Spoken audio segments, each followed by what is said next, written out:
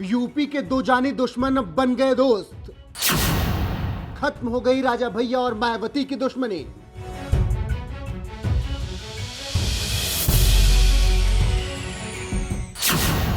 मोदी योगी ने खत्म कराई राजा और माया की दुश्मनी।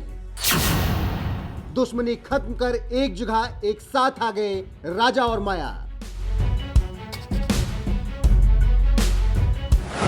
चौंकिए नहीं, यह सच में हो रहा है। यूपी के दो जाने दुश्मन अब दोस्त बनने जा रहे हैं और यह सब संभव हो रहा है प्रधानमंत्री नरेंद्र मोदी और यूपी के मुख्यमंत्री योगी आदित्यनाथ की वजह से। बताएंगे कि आपको कैसे और कहां यह दोस्ती हो रही है, लेकिन उससे पहले राजा भैया और मायावती की जाने दुश्मनी की कहानी सुन लीजिए। कैसे शुरू हुई राजा भैया मायावती में दुश्मनी। यूपी में जब कल्याण सिंह की सरकार थी, एक समय ऐसा आया कि सरकार अस्थिर होने लगी। राजा भैया ने बीजेपी की सरकार बचाने के लिए कांग्रेस बसपा विधायकों को तोड़ लिया और कल्याण सिंह की सरकार बच गई। राजा भैया को कैबिनेट में जगह मिल गई। वहीं इससे पहले गेस्ट हाउस कांड में भी राजा भैया का नाम आ चुका था। हालांकि राजा भैया इससे हमेशा इनकार करते रहे, लेकिन मायावती की निगाहों में राजा भैया आ चुके थे। राजनीति चलती रही और फिर कुछ ऐसा ही 2002 में फिर हुआ, जब राज्य में बीएसपी और बीजेपी की सरकार थी। गठबंधन वाली सरकार डामाडोल चल रही थी। राजा भैया ने गठबंधन को मजबूत करने का आश्वासन दिया तो बीजेपी ने मायावती की कैबिनेट में राजा भैया को मंत्री बनाने का प्रस्ताव भेज दिया। मायावती इस बात को कहां मानने वाली थी, उन्होंने साफ इनकार कर दिया। इसके बाद मायावती ने राजा भैया को सबक सिखाने की ठानी और 2002 में बीजेपी विधायक पूरन सिंह बुंदेला की शिकायत पर राजा भैया पर पोटा लगाकर उन्हें जेल भिजवा दिया। मायावती यही नहीं रुकी, उन्होंने राजा भैया की कोठी पर भी छापा डलवाया, जहां से हथियार बरामद हुए, तालाब खुदवाया गया, उसमें से मगरमच्छ वाली कहानी सामने निकल कर आई। साथ ही राजा भैया के करीबी अक्षय प्रताप सिंह और राजा भैया के पिता उदय प्रताप सिंह को अपहरण और धमकी के मामले में गिरफ्तार कर जेल में डाल दिया गया। इसके बाद 2007 में भी राजा भैया पर मायावती की नजरें टेढ़ी रही और ये दुश्मनी बढ़ती गई। इसके बाद राजा भैया भी मायावती को सबक सिखाने के मूड में थे। साल 2018 राज्यसभा चुनाव में राजा भैया ने ऐसा खेल किया कि मायावती तिलमिला गई। दरअसल उस वक्त राजा भैया समाजवादी पार्टी के सपोर्ट में थे।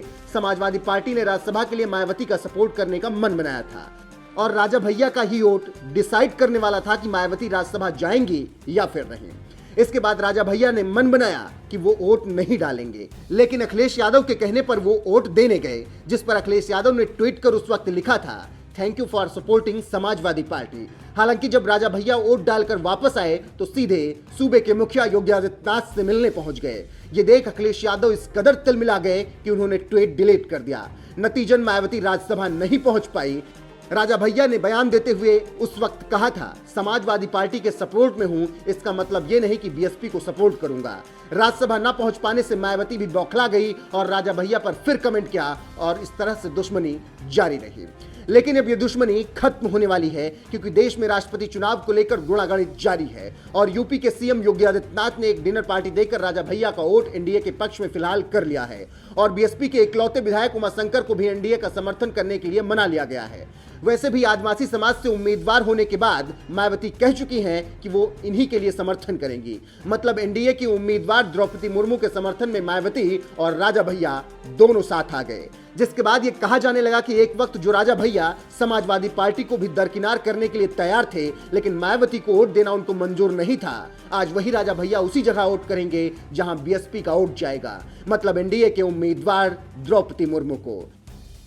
इससे साफ हो जाता है कि मायावती और राजा भैया के बीच चली आ रही खटास या कहें दुश्मनी थोड़ा बहुत तो खत्म होने की कगार पर जरूर आ गई है।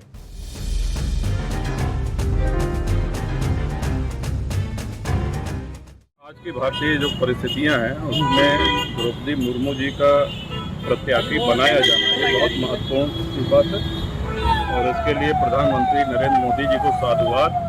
और यही कारण है कि भारतीय जनता पार्टी या एनडीए के साथ जो दल नहीं है वो भी समर्थन कर रहे हैं आदरणीय मोदी। और राजभर भी थे, जी हाँ, वो भी लोग समर्थन कर रहे हैं। अब उन्होंने तो वहाँ कहा है, बाकी उनसे आप उनका वर्जन लीजिए।